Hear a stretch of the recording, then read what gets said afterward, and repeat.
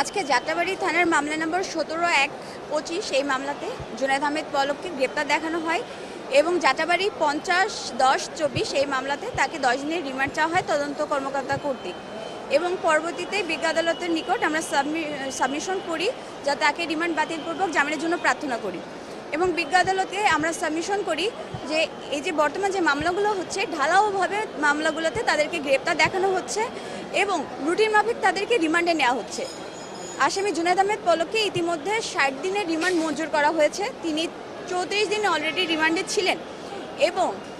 তার 24 দিনের রিমান্ড এখনও পেন্ডিং রয়েছে। আমরা বিজ্ঞ আদালতে বলেছি যে হাইকোর্টের নির্দেশনা আছে 11 নং নির্দেশনা অনুযায়ী যদি তদন্তের সাথে প্রয়োজন হয়ে থাকে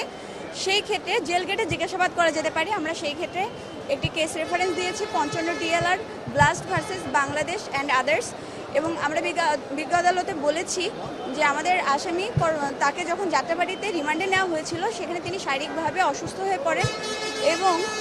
তাকে